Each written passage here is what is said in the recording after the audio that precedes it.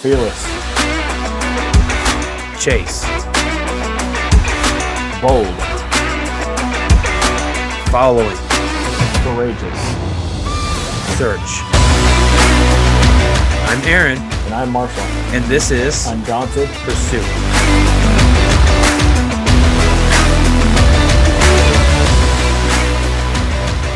Hey guys, and welcome to another episode of Undaunted Pursuit Podcast, where we're going to be diving into the depths of faith, resilience, and spiritual growth. Today, we have a truly special guest joining us.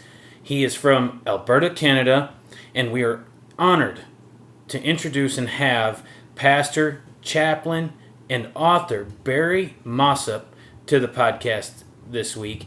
Barry brings a wealth of experience and insight not only from his dedicated service as a pastor and chaplain, but also through his profound writing. His latest book, Conquering Shadows, Practical Tools for Spiritual Warfare, which is what the book is called, it offers a unique and thought-provoking perspective on the often misunderstood topic of spiritual warfare. His approach equips us with the practical tools to navigate and conquer the shadows that challenge our spiritual journey. So, sit back and join us as we explore Barry's insights, the inspiration behind his latest book, and the powerful message he brings to those seeking to deepen their spiritual resilience. This is an episode you guys don't want to miss. So, let's get into it.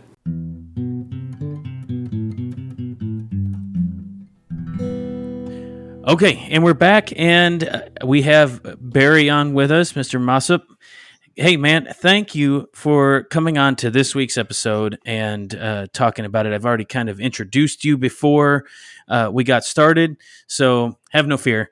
We're talking tonight about your new book, Conquering Shadows, also Practical Tools for Spiritual Warfare. And when you put that out, I was kind of excited. I really like talking about spiritual warfare and the armor of God. And so if you would just kind of share with us a little bit about yourself, but don't get too far in, because as you saw earlier when we were talking, I've got plenty of questions. So Sounds good. Yeah, no, I've been sharing my testimony quite often to a lot of different podcasts lately. So I'm kind of narrowing down a little bit. I give you a little nutshell. So where do you want me to start? Where should I start? I usually ask that question. What were your listeners like the most? I introduced you. You're from Alberta, Canada, and you're a pastor, a chaplain, and now an author.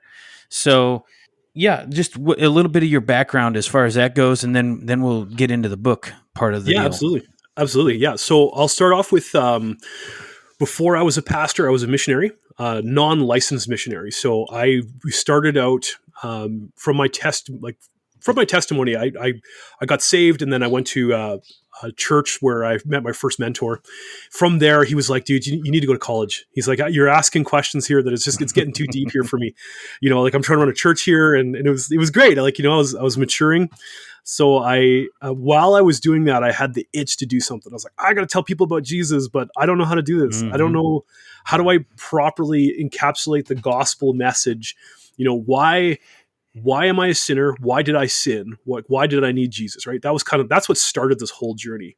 Even from the book's perspective, was that question. I'd ask preachers constantly. I was like, explain to me what the gospel is, like from start to finish. And they're like, we don't have enough time to sit down in one class to teach you the gospel start to finish. We're going to give you the elevator pitch, and there you go. Essentially, you're a sinner in need of a savior. And I was like, not good enough. So this prompted me to go to college. But before I did that, I ran into a fella who's a Korean fella, and his dad was a missionary or a pastor, and he was going to the First Nations reserves. So myself being First Nations as Métis, my mother's side is First Nations, and my father's side is European. And so he asked me, he's like, hey, can you come with us? And I need you to speak on our behalf and tell them the gospel of Jesus. And I was like, let's do it. So I called my pastor. I was like, I'm going on a mission trip. And he's like, okay, see you later. So that's how that started. And I get there, and I did the three circles, the perfect, God created a perfect world. And then sin enters the world, and then Christ fixes that. And I did the three circle thing, and we baptized 12 people that day. And when it was all done, I think on the reserve there, we had about 50 people that had come to the Lord, and we had this like massive gathering. It was great, once a month. And after that day, they called me pastor. They're just like, "You're pastor." So I went from missionary to pastor. Then I went to school, to college, through distance education, through Horizon College and Seminary, where I became not a licensed minister, but I became a minister that the POC here in Canada, the Pentecostal Assemblies of Canada, had given me a commission to run. So I kind of like came in before I was done school. So they allowed me to be a minister where I can do, I was able to do funerals and marriages until the church got down, and the church ran out of money. Typical story for small towns. So, that happens quite a bit. So that shut the doors. And then from there, we went west from where we were in Manitoba. We went out to Alberta. And there I volunteered at a couple of POC churches, and unfortunately they shut down as well. Small community, which kind of sucks.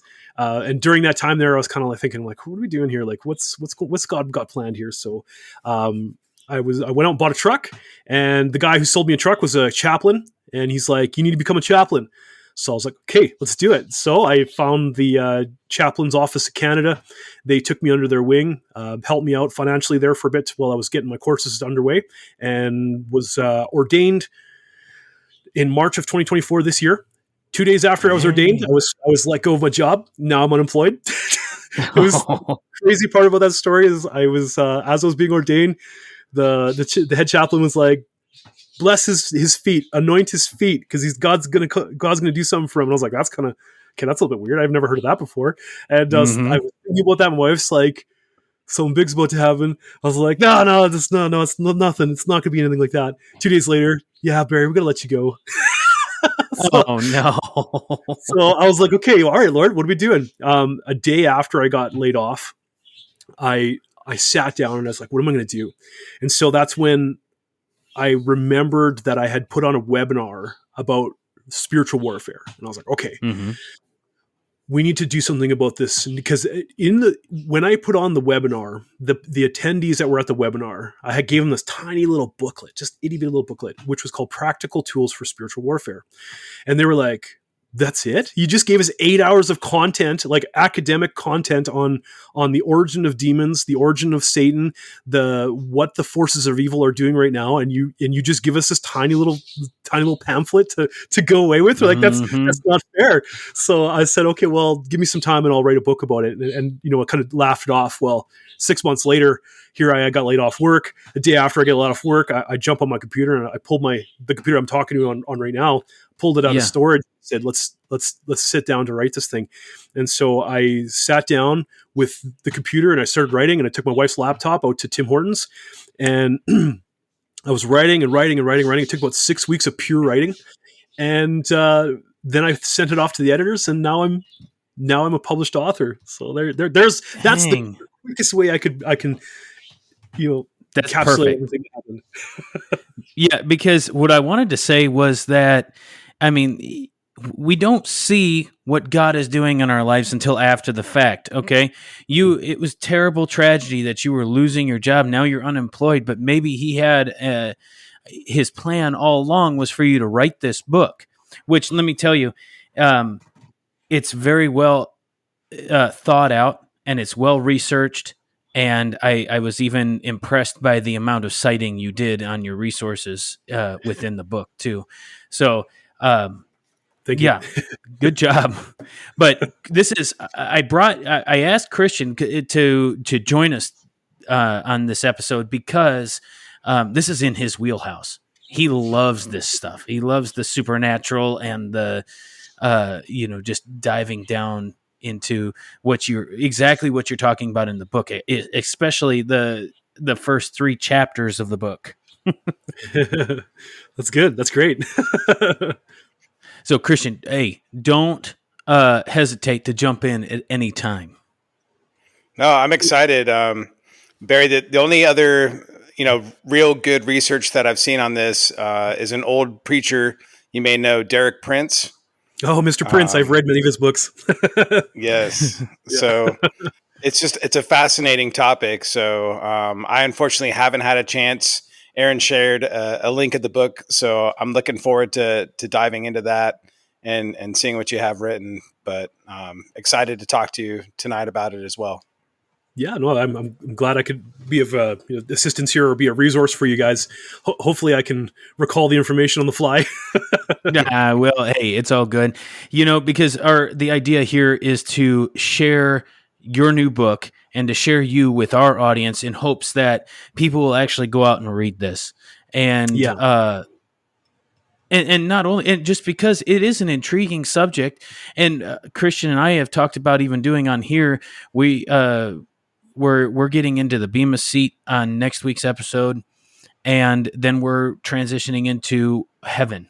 What heaven, what we can speculate heaven looks like. So of course, that's all around the same realm of possibility. Of what we're going to be talking about tonight too. Is all that. Yeah. It's not necessarily known, but there's so much to read into it. There's so much more than just reading scripture at face value. Yeah.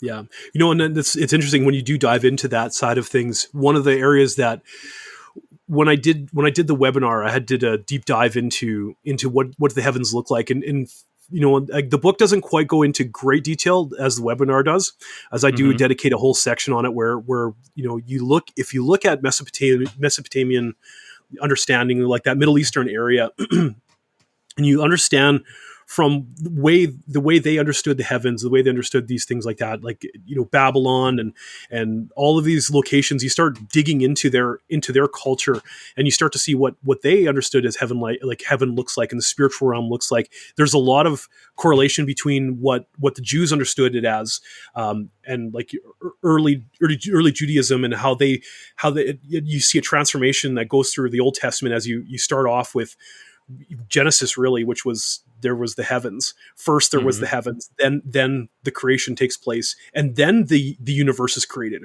Right, like first it's the heavenly realm, then it's the earth and light and darkness, and then everything else comes into play. And you see this kind of, I say this cautiously, an evolution of sorts, where you see this their understanding of the spiritual realm starts to borrow from different cultures as well, and they matching the cultures around them. And it's really interesting by the time you get to Ezekiel's vision of the heavenly realms, and how he describes him seeing heaven and seeing these things, and then you fast forward all the way to the New Testament, and you see how John jumps off of those same images as well that the prophets of old had talked about, and he too has a similar understanding of how at the very end of it, it's going to look like Eden, right? It all comes back to Eden, right? So it starts with Eden, ends with Eden, and that's kind of how it's going to be, right? And it's really, really an interesting thing. So when you do get into it, there's a lot of good resources out there, but don't shy away from looking at other cultural understandings as well, because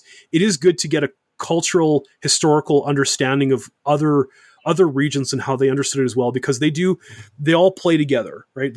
At some point there's overlaps between the cultural understanding of what the heavens look like, and how Mesopotamian understanding looks at it, and how the Babylonians understood it to look like, and of course how the Jews look at it, and of course now how Christians look at it. And that's right. It's really a nice mosaic. So. Well, and then you even look at how, because this is something that I've always said is, there's a portion of that. There's a portion of what God has just interwoven to your to you, inside of you. So there's part of you that knows that you were created by God, and whether people want to acknowledge that fact or not, it's still God has placed that inside of us. So you see that, like you said, in other cultures. You look at the, even all the way over around the Mayans and all that, you still see some semblance of,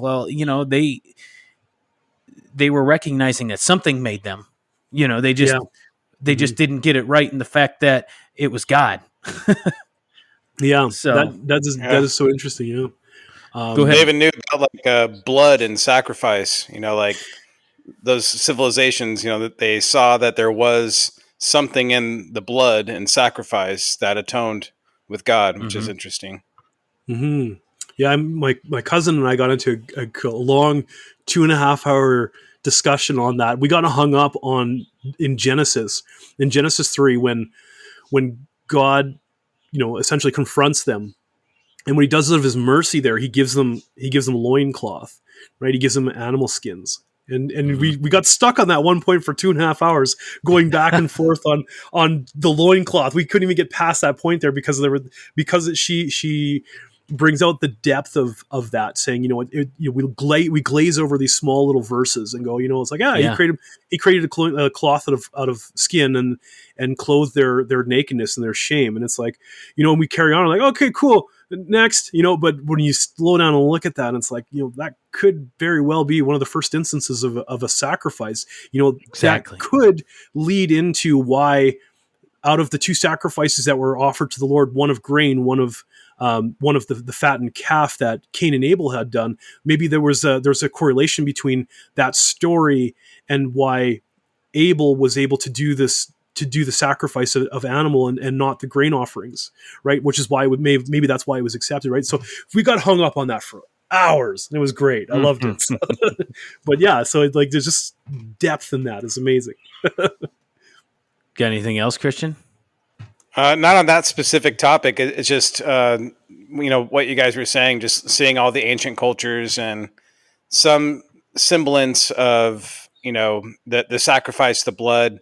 And I think you mentioned earlier, like we're talking about Job and how create us and let's create man in our image, talking about kind of a wider council of, maybe little G gods. But kind of how those little G gods have dominion over these regions, and they play kind of a counterfeit. I don't know if you want to call it a religion or tradition of still requiring sacrifice, and even the demonic, Baal, yes. Wanting babies to be sacrificed to him. Mm-hmm. So it's kind of a continuance you see, not just with, Yahweh, but throughout other religions as well. Mm-hmm. Exactly. And even self-mutilation as well, Christian. Mm-hmm. Right. Yeah. The, what do they call them? Demoniac. So we're looking for the right word. The guy that was living in the catacombs that was sitting there and cutting himself up. And it's even the puzzling. Even the Baal worshippers that felt like they had to cut themselves, because that's demonic in and of itself. Is anything that requires you to hurt yourself in order to manifest a deity is not of the Lord. So even that during oh man, my goodness, I had it. You're talking about Ezekiel. Yes or no? Yeah. The sacrifices. No. Was it? Shoot. Elijah. Thank you. Yeah. That's what I was trying to. The other E. That's what I was thinking of. This happens, Barry. This happens to me all the time. I'll get on a rant or something, and I'll forget about it. I'll just completely lose my train of thought. But that's good. That's good.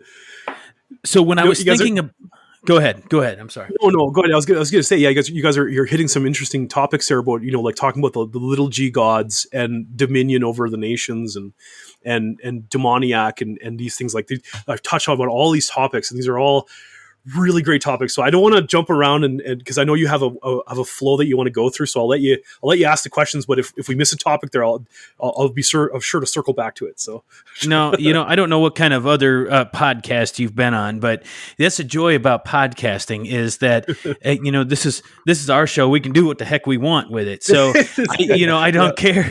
I don't care. This is unscripted. And I kind of like it that way because I like these little side trails that we go down. But when I was thinking about your interview and our podcast this week, I got to thinking, I was like, man, I need to put in some verses. Of course, it's a Christian podcast. We need to put in some verses, right? And I came across one that was just that. As we get to talking more about your book, this is what we should keep in mind out of 1 Peter chapter 5, verses 8-9, to be sober-minded and to be alert. Your adversary, the devil, is prowling around like a roaring lion, looking for anyone he can devour.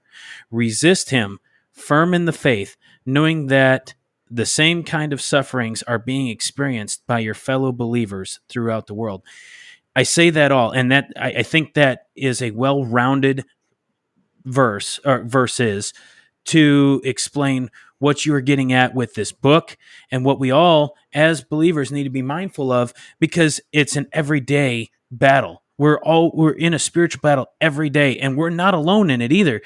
All of us are fighting this battle together. We are God's army. Mm-hmm. Mm-hmm.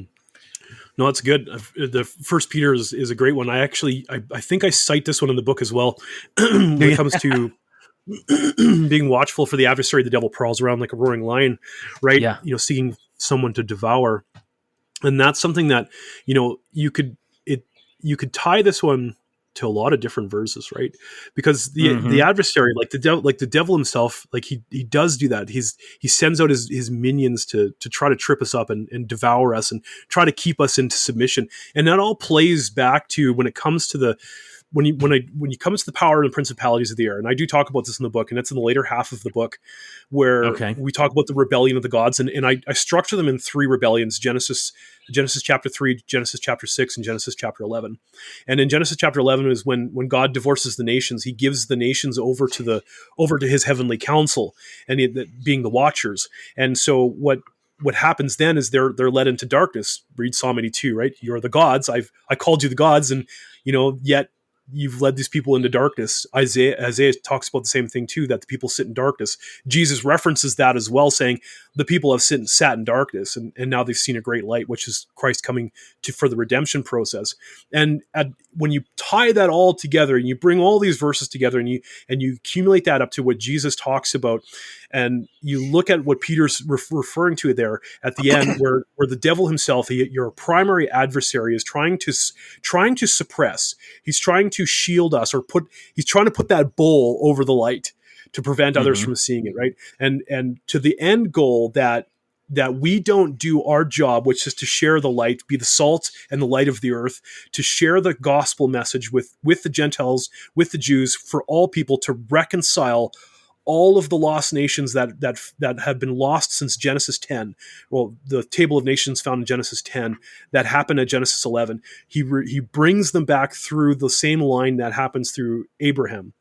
The promise of Abraham through righteousness that Jesus brings about, that Jesus comes to bring about the restoration, and he brings the nations back. And that's exactly what the devil's doing. He's like, no, I'm going to put a lid on that. He's like, I'm going to try to lie to you, or try to take away your ability to be priesthood of all believers, for us to shackle the ministers, or to shackle the people, to put them down a specific pathway, or however his tactics are going to work, because he's employed different tactics for different regions and different principalities, but he does that, right? And he's trying to suppress us so that we don't get that message out there, because at the end of the day, when the fullness of the Gentiles comes in, then the end will come. And so if the devil is working with the powers and principalities that rule over the air, because he rules all things that are dead. And if anything that's under subjection of death, he owns it, right? He's the ruler over all these things. And so the gods, now that they're under judgment because of Psalm 82, are now under the headship of the one who rules over the world, which is the devil, right? And so they're going to work with him to stay around so they can prevent the fullness of the Gentiles to come in, because that's the perfect way to win the war. Just, if you know you're going to lose, then why not just postpone it as long as you possibly can, right? And so we are targeted as believers to have that suppression put over us, which is why spiritual warfare is so important. Because once we have our eyes open to that, then we can resist, we can be humble, not prideful, be humble before the Lord. And that's when the devil's is going to absolutely flee from us, because we understand his goal, we understand his power, we understand his things, and we understand that we can't do it without Jesus, and we need a complete reliance and leaning into him in order for us to do this successfully. And that's kind of what the book does, essentially, in a nutshell. The wholeness, it brings the gospel message. It tries to open our eyes to the forces of evil, but not in a weird way. Not in a There was that new meme out there, brother, you. Not in that kind of thing. It's I try to do this in an academic way where it's like, okay, look, there are verses here. Look at Psalm 82, look at Deuteronomy 32, look at what Jesus talks about, look how he refers to Isaiah, like all through the whole scriptures, you could find these little pinpoints, right? And it's all spiritual warfare. And it's not fair for us to say, I believe that God came in human form, that he's fully human yet fully divine, but I'll refuse to believe that the devil's out there. It is. I was going to bring that up as soon as you stopped. Yeah. So, right? So that's it, right? Because that's where we are today. And I feel like I'm talking too much here, so I'll let you guys talk now. No, you're good. Christian, do you got anything to add? No, I was interested to hear your questions for him. Oh, well, they're just kind of he's actually kind of covering them and answering them as I without even prompting. But you're right. That's the thing, that evil exists. The devil exists, and his tactics are the same.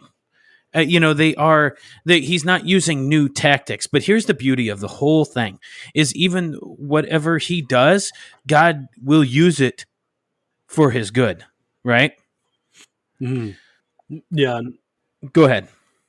No, I was just agreeing with you on that one. I agree with that God will he'll use everything for his gain, for his advantage at the end, for the benefit of his children, right? There are verses that say that take solace in our sufferings. Even just going back to 1 Peter, right? Like I did a sermon on this one recently. Resist him in your faith and know that this. Okay, yeah. So knowing that the same kinds of suffering is being experienced by your brotherhood throughout the world, that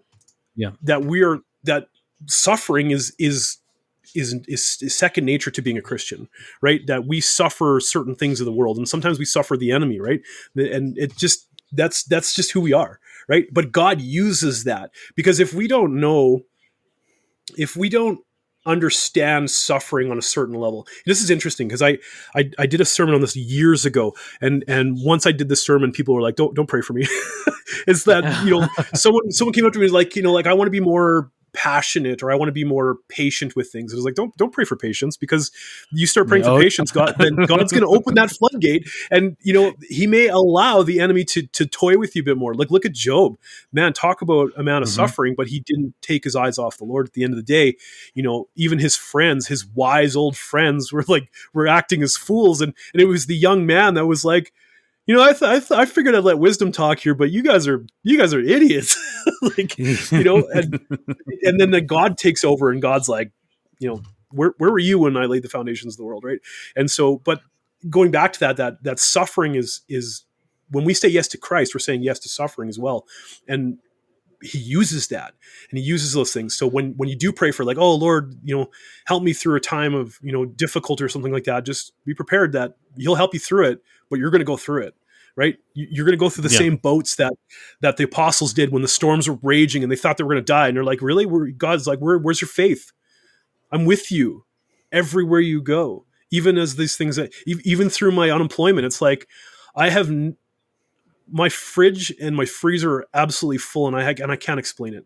I can't explain why my bills are paid for. Yeah. And I can't explain it. Every time I turn around, I open my bank account, it's like, wow, where'd that come from? Right. It's just because I trust him, and yes, I'm suffering. Yes, I'm not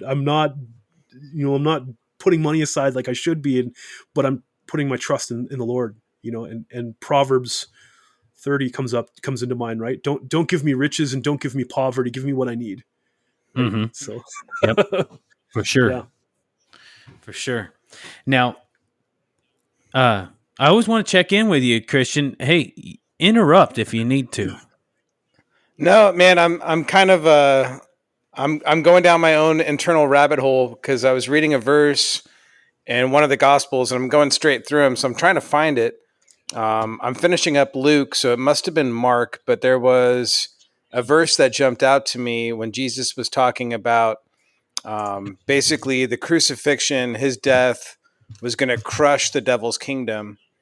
Mm-hmm. And it kind of made me ponder because a lot of Christians kind of say, there's no more demons. There's they don't really acknowledge that whole spiritual warfare side in some respects.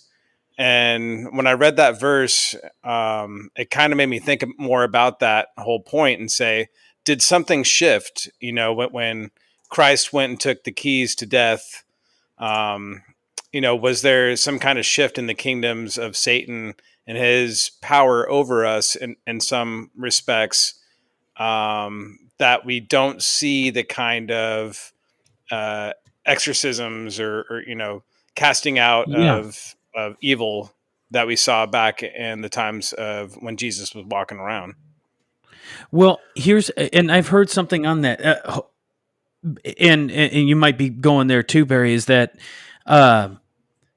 I'd heard that because Jesus was here and because they knew who he was, they just didn't know why he was here, why Jesus was here. So just think about the waters were just stirring in the spiritual realm, like, oh man, because they don't know anything. The demons and the devil just they didn't know why he was here, so they were just trying to wreak all kinds of havoc. And that's kind of one of the interpretations that I've heard of as to why there were just more exorcisms or more possessions and all that. But then again, here the other side of the coin is, do we just call them something different nowadays? Do we just call those possessions something different? Like a good example I can think of is I had a brother back in northern Idaho, and he had epilepsy and had it really bad, who was permanently disabled, had seizures all the time, to the point where they hurt him. He'd fall down and get injured. He was one of the strongest Christians I knew up there. And every time there was an altar call for healing, he went up, totally, had more faith than any guy I've ever seen. And it made me pause and ponder, like, okay, if we see epilepsy as a demonic presence in the Gospels, then is it still a demonic presence now? And if so, I prayed for him. The pastor prayed for him. Multiple people. I prayed for him for days, fasted with him, trying to get him healed, trying to get this spirit out of him. So it kind of made me pause and think more about it. Is there something else going on there? Or is there just an authority that we don't walk in, where we have the say to command a spirit to come out of someone? Or is there a faith issue? You kind of hear people argue with that around the altar. Someone goes up and gets prayer, they're not delivered. And it was, your faith wasn't strong enough. And I hate that. It kind of hurts my heart a little bit to hear that as a response. So I'm curious, Barry, what your thoughts are on that kind of. Mm-hmm. So I have my aunt, who's a very strong believer. And she got into a motorcycle accident when she was younger. It's like 16, I think, and hasn't been able to walk straight. She's got just absolutely destroyed. And yet, that's the same thing. Like she's been to every church that's charismatic, at least anyways, that would do a altar call for prayer and for healing. And she trusts that God will heal if it's within his divine will. And that's like, I talk to her about that sometimes too. I'm just like, have you ever thought about have we honestly prayed for you about this? And she's like, Barry, I've been to every preacher out there. Like, I've prayed for her. I've laid hands on her and prayed for her. We've done it, right? And she's like, I'm uncomfortable with the fact that I'm going to walk like this rest of my life because I need to trust on the Lord. And I was like, okay, well, if that's how you want to keep going with this, then that's, who am I to say that, your faith is strong, because she does believe. But on the other side of things, I had a story of a gentleman named, I'm just going to name him D, just because I don't want to give his name away. Right. He was a non-believer, and we started, and this was interesting because this is when I first kind of clicked into, as a preacher in my church, I'm trying to figure out, how do we get revival? The standard preacher would think about these things, how to grow my church and whatnot. And I kept reading through the scriptures about the ecclesia and, the assembly itself. And actually in my radio show, I just talked about the ecclesia a little bit. And one of the things that I discovered in that is that when you build up the ecclesia, when the ecclesia comes together to be built up, when we focus on growing believers to maturity, when we focus on these types of things, the gifts of the Spirit start to manifest more and more. And I'm not the kind of person, you read my book, it's kind of like I'm more of an academic. I'm less of yes, I'm charismatic, but I'm a reserved charismatic, a conservative charismatic. Like, I'm very, if someone says to me like, oh, well, the devil made me do it. And it's like, did he really? Like, are you, I question these things going like, are you really speaking Latin right now? Or, or, I don't know what's going on here. I kind of maybe this is mental illness. But anyway, so there was about 12 or 16 of us. I can't remember the exact number, but we had this disciples class. And so I was like, we're going to build up the ecclesia. We're going to do this. And so I started teaching them the basics, and I got them from basically just starting on milk, and we just started growing them and growing them. And we started getting into deeper things. We're praying for each other. They were starting to take over the service and doing things in the service. And we started to see the church services starting to look a little bit more like the early church did, right? We were breaking bread. We had literally had tables out, and we would sit at the table, and we'd have a dialogue. We would break bread together. We would share in each other's burdens and successes. There'd be teaching moments, and it was great. And one day, a lady came up asking for prayer. And she's like, I need prayer for my family. So I'm like, all right, disciples, get on up here. We're going to do this. And so we got up, we surrounded this lady, and we started praying for her. And I was walking around the crew, and I just happened to lay my hands. I touched Dee's. You can probably edit that. Sorry, touched Dee's shoulder. No last names then. Yeah. Yeah. So I touched his shoulder. And I started praying for her. And I was like, I'm praying for this lady. And then then the service carries on, right? And for the rest of the day and the rest of the week, I was oblivious to what was going on. I just thought, hey, this is a normal service. I'm just going to preach the message. And I preached the message and went home. Things were great. I started my next message. And then he calls me. He's like, hey, man, can we go for coffee? And I was like, yeah, let's go for coffee. And so we sit down and we start talking about, his faith. And at this point, like, I knew he was not either a non-believer or he was just starting to become a believer. And that's when he confided in me and saying, hey, I was a non-believer until last Sunday. That's like, okay, well, thank you for sharing. We're going to get you baptized now.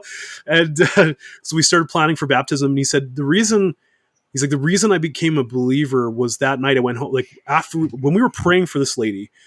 What you didn't know is that I've been dealing with an ear infection, and it had red lines going down. And he had blood infection.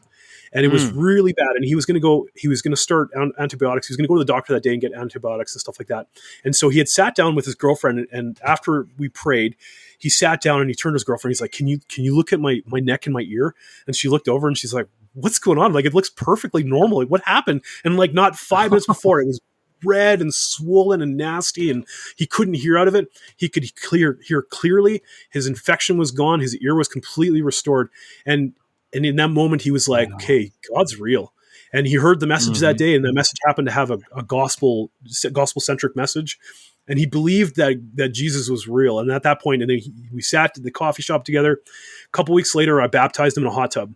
Like, it was, and that guy is so on fire for Jesus right now. The last time I checked in with him, 2 years ago, he's just on fire for Jesus. And yet, so I can look at my aunt and say, you've been asking for prayer for so long, and yet God didn't do it. And then this guy, Derek, just gets healed just without asking for it. I didn't even know. I didn't even pray for him. I wasn't even praying for him, but it was just, and it sometimes God just doesn't make sense, right? That sometimes these things happen. And should we look at I know that your question was more along the lines of there was an epileptic spirit in some people, and especially in the days of the Bible, and maybe they didn't quite understand mental disorders and things like that. And if you want to take it from a scientific perspective, like Jesus, maybe there was an influence to what was going on to that child, and there was a spirit. It does say that in the scripture, and we believe that that's true. And you can look at it from this perspective as well, as that maybe there was a spirit in there that was triggering these events, that was influencing the events of his brain to be triggered in a certain way, that he was causing epilepsy, and he got cast into the fire, and he was just a terrible instance for this kid. And what Jesus does is he cast out that spirit that was causing the epilepsy. But at the same time, Jesus had a way of he restoring the body as well. So not only did he get rid of the thing that was he got rid of the root cause of what was going on, he restored the damage, and he corrected the brain to the point where it rewired the brain so that epilepsy was no longer an issue, right? So that's kind of, I look at it from that perspective, because, and I'm going to go on a little bit of I'm almost done with this thought as well, but there was there was, I remember recently that there's a reason, the reason they don't correct blindness in people that are older age, because they can't accept it, because for whatever reason they can correct sight, but the brain is just too overloaded with the information, which is why they do it on children and not adults, because the adult has lived their entire life on different senses that eventually there's a high probability that their eyes will just shut off, like they just won't work anymore, because the brain can't interpret all the new information that's coming in, and it just drives them insane. And so they just do it on children, because it's easier for a child to grow into sight than it is for an adult to try to grow into a new sight. And then I think about the old man who Jesus healed. He doesn't just reconnect the eye to the brain centers. He rewires the brain to allow the person to see. And he basically gives it a program update in the brain to allow him to not go insane. Right. And so, like, he doesn't never thought of it that way. he fixes all the connections in the brain as well. And so that I use that same logic when it comes to, if there is a spirit of epilepsy that was going on in this kid that Jesus heals, is that he doesn't just kick the spirit out and it's like, okay, epilepsy gone. It's he rewires his brain to remove all of the damage that the epilepsy was doing, right? And that spirit could have been just in there, just flicking a neuron every once in a while, causing this thing to happen. And that's what was going on, right? It's just another way to look at it, right? And so that's my perspective on it, is that I will pray for people who are not restored. And I will pray that if there's a spirit in there, get out, you're out. And then I'll also pray for the person that the Lord would bring a whole restoration to their body, because it's not just the spirit that gets restored and filled with the Holy Ghost. It's also the body will be restored as well. Right. And I do that as well, but I haven't seen anything other than Derek's miraculous healing there. And even then I didn't even see it. It was his girlfriend who was part of our church board. So I trust her testimony, and the fact that this guy becomes a believer and is a strong believer, I can't deny the fact that took place. So, well, I don't see any problem with you. I don't see any problem with you mentioning his name on here. That's exciting, and congratulations to him. I mean, that fires me up too. What a testimony that would be. And there's a word for it, but I think I typed it out on here, was ricochet healing or ricochet gospel. There's another word to it, when somebody comes to Christ just by hearing, when that message was directed towards somebody else. But it happened to me. Go ahead. Did it? Oh, wow. That's how I came to Christ. It was a YouTube recording for somebody else in the States. and I got heard by proxy, right? And I came to faith by it wasn't even directed for me. That's cool. Yeah. Well, let me ask you this then, Barry. So, healings aside, maybe it would be good to kind of go through a breakdown of, in today's world for a Christian, what can we recognize in others, or maybe even ourselves, that you would classify as a demonic oppression, or, like if I know someone and they say I'm depressed, or, I've just really been angry a lot lately, or, like those kind of things where it's kind of sensitive. Like I want to pray for them, but I want to be specific. And if it's demonic presence that needs to be cast out, then we should be able to diagnose, in today's society, hey, what you're dealing with is demonic. This is how we have to address it, versus, well, you just need prayer. You know what I mean? Yeah. That's so interesting. One of the reasons I started writing this book too, not only was it because of all the other circumstances, like there are so many little footprints along the way, but one of them was a fella that I met. He's a Muslim. He's a Muslim scholar, and he said he went to multiple churches. This was 6 years ago or so. He went to multiple churches here in Canada, and he was so sure that he was being attacked by some sort of demonic force. He was under some sort of attack of some kind. and he was seeking assistance from the church. And he went to Catholic churches, he went to Protestant churches, didn't matter. He went everywhere. He talked to pastors all over the place. And all they did was like, yeah, you need prayer. I'll pray for you. Or you need to go see a doctor, to get yourself cleared and things like that. And they just brushed it off. They didn't even take the time to figure out what was going on to it. And when after I met him through an acquaintance of mine, we became good friends, and we're still good friends to this day. Although he hasn't come to Christ, he's definitely seeking. He said that he's like, man, if I would have known you 6 years ago and you would have told me what you know about the demonic forces today, and if you would have taught me the way that you're teaching me now, he's like, I would have been a believer 100% because you would have set me free. And so to answer your question, when we look at it, because that was one of the questions I come up with too, which was, how do we identify, how is it that Satan can be so hidden in our culture today that we could walk around and be like, we're not seeing manifestations of spirits. We're not seeing these things, like they're hiding in plain sight. And how is it that we can identify what's going on? And it came through revelation when I was talking with a brother of mine who is a believer, and yet he came to me under he was not the same person. That was one of the first instances I had seen recently of someone who was under some sort of what I had called previously would have been demonic oppression or demonic depression, something along those lines for Derek Prince's understanding. And he came to me, and it was as if I was looking at a drunk man. He was under the influence of something else, and I recognized it. It scared me. And I was like, dude, what is wrong with you right now? And like, I prayed for him. And then that night I prayed for him, and then he left. He went home, and he called me the next day, and he's like, hey, was I at your house yesterday? And I was like, yeah, you were at my house yesterday. And so he goes on to share the story of what happened was for the last 2 weeks prior to him coming to my house, he had no recollection of an entire 2 weeks. He was in a psych asylum and everything. Like, he thought he had killed his father. He had hallucinations. And he wasn't even doing drugs or drinking or anything like that. He was just as if he was out of his mind. And he came over, and I prayed for him, and then he left, and he went home, and then he walked in the door, and he's like, hey, honey, how's it going? Where have I been the last 2 weeks? And she's like, what is wrong with you? So they worked it out, and they're good there. And that got me on the road to thinking, like, what's going on, and how can I look at this? And from that, I did another deep study into demonic possession. And then I kind of started to change my viewpoints and going, there's a reason in the scriptures tell us to be of clear mind. And I thought about that.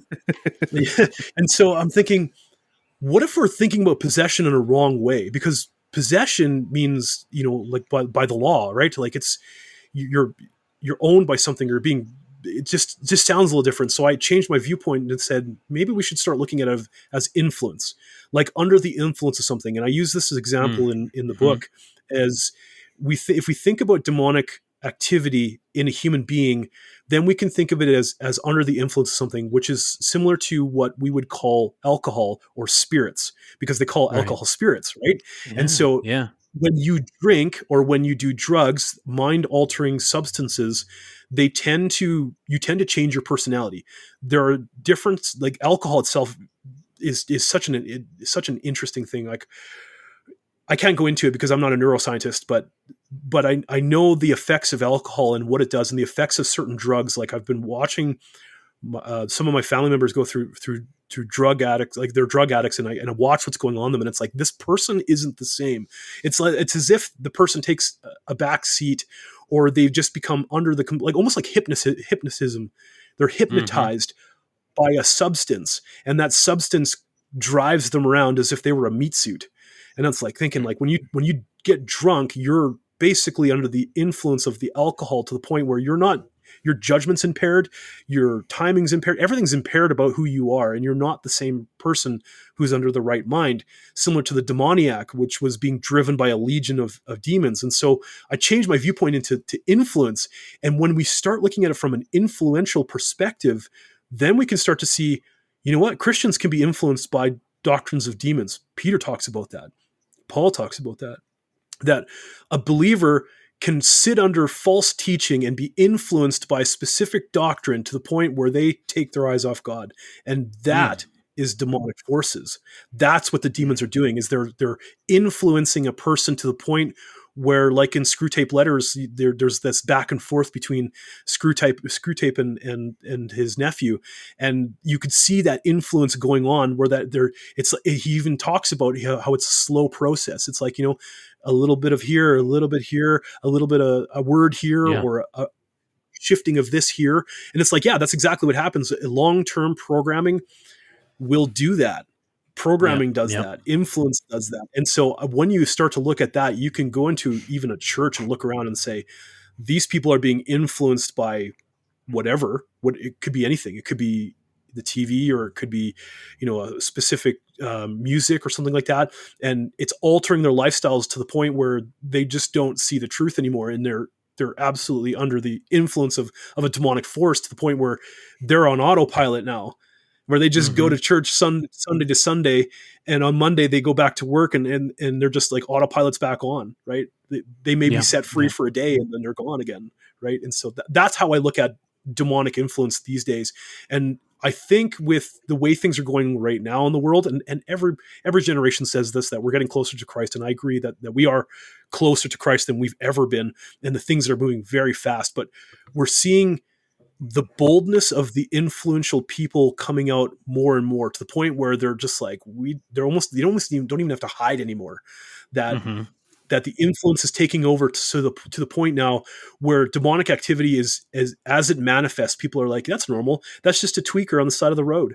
That's just a person who's like, given into the sin to the point where he's like, no, that's good. I'll smoke pot for, 6 days of the week, and on the seventh day I'll take a rest, and or that's just the way the celebrity is at the time, you see that. Right. Yeah. And that's where I think when it comes to the forces of the demonic forces, because the way I describe them in the book, or at least I present them in the book, is they're disembodied spirits of, they're the Rephaim, right? They're the Nephilim. They're the dead Nephilim that are considered Rephaim, and they're transient beings between the realm of the dead and they can't get into the heavens, and so they're stuck on the earthly plane, and they're living vicariously through us, through influential elements. The more they influence, the more they get to experience the earthly life yet again. So when we give in to vices of the flesh, they live vicariously through us, and so that's at least the idea that I present in the book, and it, right. I do argue the case a little bit there, that's a good way of understanding it. I'm not saying that it's the gospel truth, though, because the Bible doesn't give us a really clear understanding of exactly what the unclean spirits are, but based on cultural understanding and historical understanding of these elements, and the way scholars have graciously given us the information for that, it's a good case, and there's people out there that disagree, but that's the take that I sit at. That's the side of the fence that I sit on. Hopefully that answers your question. Again, I tend to just take the simple answer and just expound it into something completely. I'm drinking it different. in, buddy. That's good stuff. What I else only you had got? one other question, but I don't want to. This is one that jumped out at me the other night. Again, going through the Gospels, and it stood out to me. I've read it many times, but I never really understood it. It's Matthew 12:43. Now, when the unclean spirit has gone out of a man, it roams through waterless, dry, and arid places in search of rest. And that's always kind of puzzled me. Like, are we talking water as in the Holy Spirit? So people that have the Holy Spirit, they're water places. So they're searching through dry places. And it made me flash forward to the swine, going back to demoniac. The demons go into the swine, and what do? They go into the water, so like it makes me think of like, there's some kind of correlation there between, but I'm wondering, Barry, if you have any insight on why they roam through waterless places in search of rest. Yeah. Okay. So that's, without getting into a really deep part of it there, but I'll try to make this as short as possible. So I use this example as well in the book there, because Jesus takes this great analogy, and it has so many layers. Think of it like an onion, right? Like there's these layers of what he's trying to unpack, and it's like, wow. So he's talking about when a demon is expelled from somebody, the danger is if you don't replace it with something else, it's just going to come back, right? And so Yep. when he's talking about when it passes through the waterless places there, it's very similar to when the Exodus took place, that the people leave Goshen, which is it's a lush, beautiful place in Egypt. They cross through, they go to Mount Sinai, they receive the commandments, they receive the laws, and they start their journey. And then when they fail and the generation is lost, they're forced to walk through the waterless places. They're forced to walk through the wilderness where fresh water wasn't abundant. In fact, they had to carry a rock with them that gushed out water so that they could survive, because that location that they were in is comparable to to Shiloh, to death. And that's what there's a lot of similarities to the Old Testament understanding of Shiloh, death, the place where dead things go. Like when the sacrifice takes place, when the sin offering is laid upon the goat, it's sent into the waterless places. It's chased all the way out into the wilderness for Baal, or for what's the god's name there? The Bahamut, I think is his name. It's the demon. Ashra, yeah. Oh, not Ashra. Yeah. One of the gods, yes. So one of the gods there. Then right, there's so it's Moloch, sent out. that's the only other name I know. Yeah. There's these. It's one of the prominent ones, right? It's one of the higher gods, and essentially that's the adversary figure, the demonic figure, and that waterless place that's when Jews at the Second Temple period, where they looked at that, when Jesus said they passes through waterless places, they're like, oh, it passes through the places of the dead, because chaos is the ocean, and so is the waterless places. That's the place of torture and torment, that if without the presence of the Lord, you could not survive in the wilderness, at least in the days where, in the instance of where the Jews were looking at it from, it's, if God wasn't with them, they would not have survived, because there's no fresh water there. They would just simply die. And so that's where the spirits go, that when it's cast out of somebody, it goes to the place of the dead where the Spirit of the Lord doesn't reside, where God isn't there. They're separated from God. And so that's just another imagery that Jesus uses of similar to when he gives the parable of Lazarus and the rich man, that the chasm that separates the two, the one side is the dry, waterless places where he's constantly in pain and torture, and I thirst, right? There's this longing for the thirst, and on the other side of the chasm is Abraham's bosom, prior to Jesus is descending into the depths and then ascending on high, when he brings those in Abraham's bosom into his presence, where he goes back to Paradiso, or the garden. He brings them to a lush place where there's water and there's life and it's teeming, and it's a parallel to the hell, right? And so hell is this waterless place, and so when a demon's cast out, it's sent back into the realms, the depths of death, and it's a place where it's so uncomfortable that it's going to gather together its brothers and sisters that are stronger than it, and it's going to come back, and it's going to try to wrestle away whatever's been put back into this person that's been freed from a demonic influence or demonic oppression. And so if we feel the Spirit of God in that place, then the Holy Spirit, nothing's greater than God, right? There is one Elohim who's above all others, right?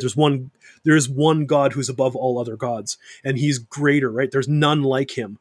And so when that Spirit resides within a human being, it doesn't matter if he collects the entire legion of demonic forces from the depths of the waterless places to come back, it ain't going to matter, because you can't go up against God, right? And that's kind of when I draw this analogy out of that passage to say there's a warning to us as believers that we shouldn't go out as a Ghostbuster and be like, I'm going to go knock on demons' heads, and I'm going to be, I'm going to get out there, I'm going to put on my full armor of God, and I'm going to take my word, and I'm going to go out there, and I'm going to slice these demons up, and I'm going to cast you out in the name of Jesus. Well, we have a story of that. The 7 sons of Sceva did exactly that, and the demons just looked at him and were like, I know Paul, I know Christ, I know all these. Who are you? Like, and they got beat up, right? And so it's a warning, naked and afraid. They're beaten to the point that they were naked. Right. And so we have this analogy to say, be careful when you're going to do spiritual warfare. Do it for the sake of the gospel of the kingdom, that you're going to, that this person's going to be drawn to the presence of the Lord, and that the person, when you leave them, when you raise them to maturity, that they're going to grow in the knowledge of Jesus Christ. I'm not there to give myself a name because I'm the next demon hunter. No, that because if that's the heart towards it, then we're no different than Satan, because of the pride that we have in our life, right? And we are going to get beat down because they're the second. It's like that Constantine movie, right? Where it's like, oh, it looks like someone doesn't have your back anymore. Like that, right? 2 seconds, fellas. My dog's about to go insane here. My wife just pulled in, so if he blows up, then we'll. That's cool. Okay, he's not doing it. Okay, good. Perfect. Okay. Does that answer your question?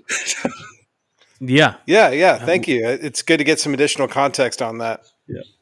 That's good. Yeah, that's awesome, man. Such good conversation tonight. And as we start kind of trying to round this out a little bit, I want to kind of reemphasize the fact that whether we like to admit it or not, as believers, we are involved in a spiritual warfare on a daily basis. And along those same lines, we would be remiss not to even mention the armor of God, which we did kind of get into a little bit when talking about spiritual warfare. What I like about which let me preface that by saying that you can find that in Ephesians chapter 6. And any of you guys listening can go look through that. But what I like about what your book is doing is that it's like you go and read your book, Barry, and it makes you hyper aware of the evil forces and the spiritual warfare that we're in. And then, what you should have already known and what you should have already read would be God's word in how you protect yourself, how you use the armor of God to combat those evil forces. Am I right in thinking that?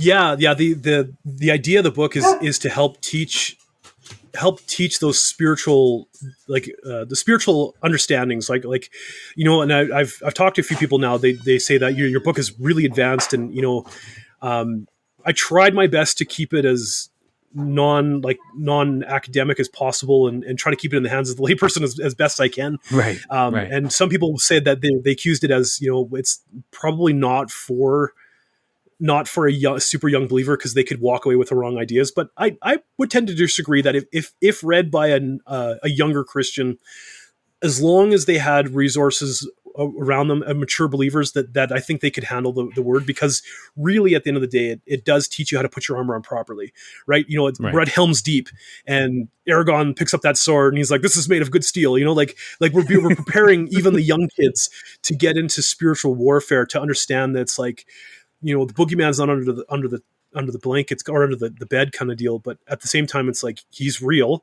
He is a prowling lion. We are your, and if you are teamed up with a spiritual couple or a spiritual elders of the church there, then they will protect you as well. Like, you're not going to get devoured by the lion that is the devil or the demonic forces, because you'll have your brethren with you and the Spirit of God dwelling within you that'll help you along the way. And so the book does what it does is it helps you understand why sin entered the world, why chaos is here. Like, why do good things happen? Good things happen to bad people, and bad things happen to good people. Yeah, exactly. In both senses, right? Because it does happen. Right. The rain falls on the good and the bad. And there are things that happen, and it's so like chaos reigns, and it's like, why does chaos reign? And why do I need, what's the importance of the gospel of the kingdom of heaven? Why is there so many petitions? Why does even the 10 commandments say that you shall not have any other gods before me, if there was no such thing as other gods? Right? Like, why would you prohibit someone from worshiping an idol if an idol is just a hunk of worthless wood, when there isn't anything behind it? But there is something behind it. And so when we as believers understand these things, and when we go through the book, you should get a good understanding of how to put your armor on, how to protect. It's almost as if we have an opportunity to see the enemy's battle plans, and we could see his tactics. Right? It's the art of war, only we get to see it. We get to see the enemy's. We get to see his entire plan. When you're playing football, we get to see the opposing team's his entire playbook. We got it all, and so now we can help protect ourselves against these things. And that's what the purpose of the book is twofold. One, to edify the believer, to help them understand who the enemy is, how to protect yourself against the enemy, some of the tools that you can use that are practical to it. And at the same time, understand the gospel message, so that way when you do share the gospel, you're not just saying, yeah, hey man, did you hear about Jesus? He's a cool guy. He's the spirit in the sky. But more like, did you know that when Adam and Eve fell, that the Satan figure became the Lord of the dead, and you're not guilty of Adam's sin? Did you know that? Well, really? Okay. Well, what does that mean? Well, did you know why the chaos reigns in the world? Did you know that you could be influenced by demonic forces even if you're a believer? Did you know that the powers and principalities that Paul talks about are actually found in Genesis chapter 11 and Deuteronomy 32 and Psalm 82? They're all there, and that they're still here today, and that their goal is to stop you from sharing the gospel message. Like that's what the purpose of the book is. It's like a Swiss Army knife of, you team this up with your Bible and you search the scriptures. And I really hope that your listeners do that if they do get the book, that you don't just read the book and say, yeah, I got a manual on exorcism now, I'm going to go do it. But to take this and as you read it, you're like, get chapter 1, you're like, man, I got to go back to Genesis and see if he's telling me the truth. In Acts chapter 17, verses 10 through 15, be a noble Berean. Be one who accepts the word and you're like, oh, this is so good. I'm going to now go to my Bible and I'm going to see if what Barry is telling me is the truth. And if it's the truth, then I'm going to put it in my heart and I'm going to put that helmet of salvation on. I'm going to put on that belt of righteousness. I'm going to throw on the breastplate of righteousness and the shoes of the gospel. And I'm going to grab the word as a sword, and I'm going to be able to cut through not only flesh, but spirit and win souls for Christ. And that's what it should do. And if it doesn't do that, then I failed as my job as an author. Then I'll have to write version 2 of the book. Yeah, real quick though, before we go, and you had mentioned something just a second ago about how even as believers we run the risk of being influenced by the evil one, and but there is something to be said that we do have a level of protection from God. Oh yeah, as believers, 100%. we do have a level 100%. Of protection. Right. I just wanted to see. Yeah. I wanted to see where you stood on that. That if you weren't so hard, No. That there's 100% the Spirit of God. Like I said, even if you're filled with the Spirit of God, then the forces of darkness can't live in you. You can be influenced by doctrines of demons, right? Like you can be doing that. That Paul talks about that. He tells Timothy that, in the end days that there'll be a great falling away from the faith, that people are going to go to and fro, and they're going to, Jesus talks about that, I think. and they're going to listen to the forces of darkness, thinking that this is the truth. Right. And we can be influenced. It's no different than, I could be a believer today, and I could fill this Slurpee cup up with vodka and down that whole thing and be just absolutely wasted out of my mind, right? Under the influence of alcoholism, and I'll be out of my mind, and I'm still saved. Right. Should I do that? No, I don't believe that we should do that at all. I think we should keep our minds free of anything that would alter our mindset to the point where we're under the influence of something else. And that's the same thing that goes with other beliefs and teachings out there, that if we apply Acts chapter 17, verses 10 through 15, a noble Berean approach is that if you hear something and you listen to it and you're like, you know what, that does sound a little strange. I'm going to look at my Bible and verify that what's going on here. And if the Spirit and the Word tells you that it's different than what you heard, if you're reading something, it's like, hold on a second, this isn't in my Bible, the teaching I just heard isn't there, well, then discard it, get rid of it, right? Yeah. Don't absorb it. But if you don't do that, if you don't listen to the Spirit, if you don't listen to the Word, and all you do is listen to a pet preacher that may be under the influence of demonic forces, then you too could be led astray, and that could lead to some pretty dire consequences. Oh boy. Well, good. That's kind of what I was looking for. Good clarification. I like it. Christian, do you have anything else, buddy? No, I just feel bad. I didn't get a chance to read the book before we talked, Barry, but I have a copy up. Hey, I got the PDF, and I'm really looking forward to going through it and reading what you. I mean, it sounds great, and I read the first couple pages just in Genesis, and man, it's great. I'm really, really looking forward to reading it. That's good. That's good. I appreciate it. I hope others read it as well. So I've kind of proofread the first 3 chapters, and then of course, it's 213 pages. It's not a huge read, a lot to do within the time period that we agreed to here, but that's cool. We had a great conversation, Barry. Where can people get this book? Where can they? How do they get it? How do they follow you? Do you have any more plans on writing more books? I mean, this conversation here tonight has, maybe you should just get into authorship. Yeah, I thought about it. I have a couple other books I was thinking about working on. One of them was on dreams, a biblical understanding of dreams, because the Bible talks about that one a lot. I also have another project in the go, which is called Church Life Cycles. Just a pet project I've been working on for a while to kind of give. There's so many church models out there, but this is more of just an idea that people can incorporate within their local churches as well, where they can be. The goal of the book really would be to bring either immature Christians to maturity, or give a blueprint for mature believers to what to do when they create a spiritual baby. How do you like a parenting book for Christians.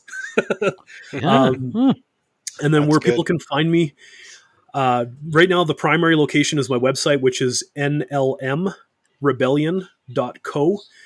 That's nlmrebellion.co. That's where most of my links are. I've got a radio show with Conviction Radio. I do that Mondays, 8 a.m. Eastern time, where I'm working on church life cycles on that one.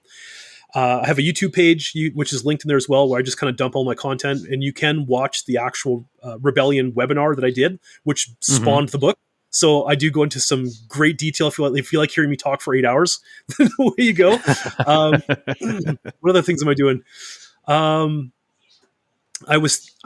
thinking about maybe putting on a masterclass for this content to train the trainers. Sweet. So, I mean, pray for me. I need prayers. Definitely. Yeah, but That's my website's awesome. the best way to get hold of me. Okay, and of course that'll be in the show notes as well. So any of you guys listening, check the show notes and his links and everything. You guys will be able to find it. Now, is this book only available? Right. Where is it available? Yep, you can get the physical copy on Amazon in all nations. I don't know if it's translated into other languages, but you can anywhere on Amazon, whether it's .com, .ca, .uk. You can get it there, physical copy, or you can do the ebook on Amazon as well. So I did go the route of where if you have Kindle Unlimited, you will get it for free. So there is that option as well. Yeah, cool. And of course, I do want to put this out there as well for any of your listeners as well. If you love this, if you want to get a copy of this book, but you can't afford it, it's too important to keep behind a paywall. So just feel free to go on my website and find my email address, email me, and I'll email you a PDF copy, because I'm not here to make money. I'm here to spread the word of God. So yeah, there you go.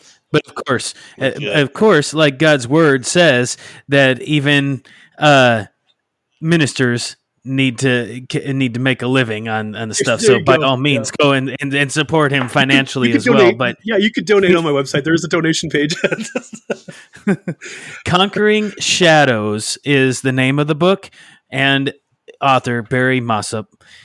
Hey, man, thank you for joining us this week. I thoroughly enjoyed this. We're going to have you back on in the near future, talk about those other ideas, and just maybe get into it. Aliens. Yeah, we're going to talk about aliens next time. I'm huge into aliens, so if you guys want to know my opinion on aliens, bring me on next time. Christian, weren't we just talking about this?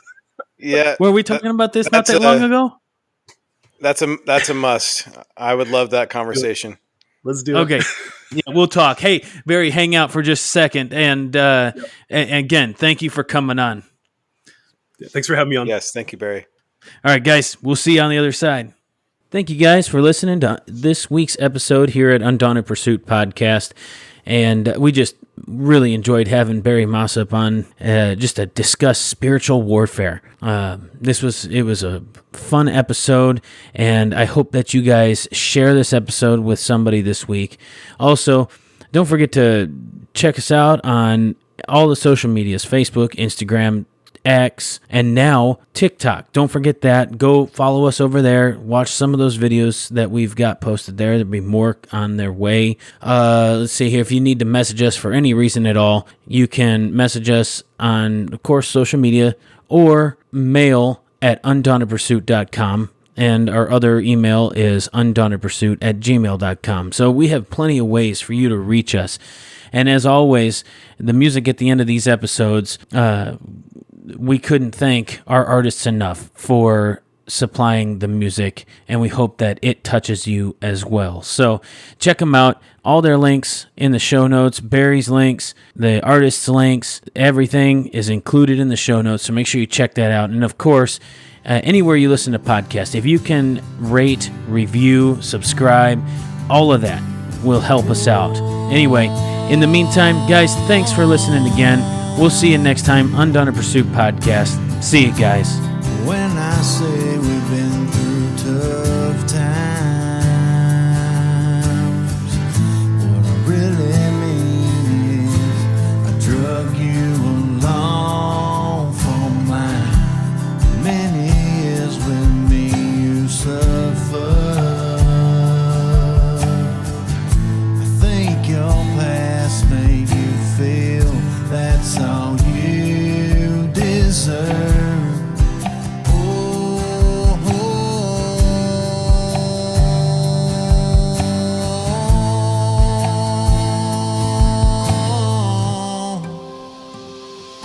I was bright-eyed and bushy-tailed, driving down a paved road straight to hell, and I was taking you there with me. I was letting my past and yours become our story, but that was before the moment that I believed that the saving grace of God could change everything and put us on a road to heaven, and that's where I want us to be. That's where I want us to be.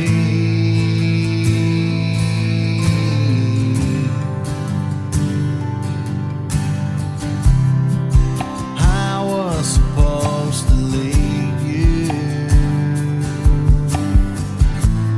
Looking back, I guess I was. But it was down the road to nowhere. And I thank the Lord each day for finally waking me up.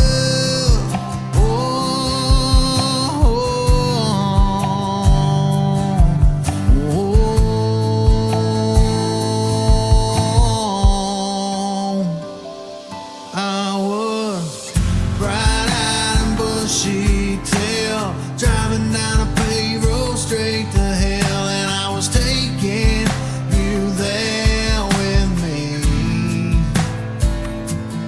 I was letting my past and yours become our story, but that was before the moment that I believed that the saving grace of God could change everything and put us on the road to heaven, and that's where I want us to be. That's where I want us to be.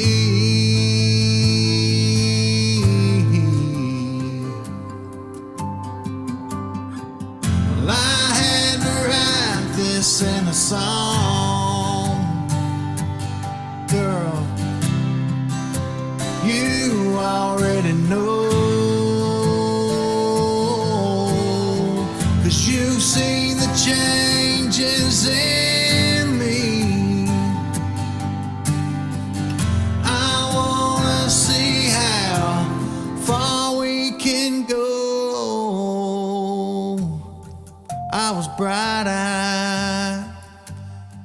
bushy tail.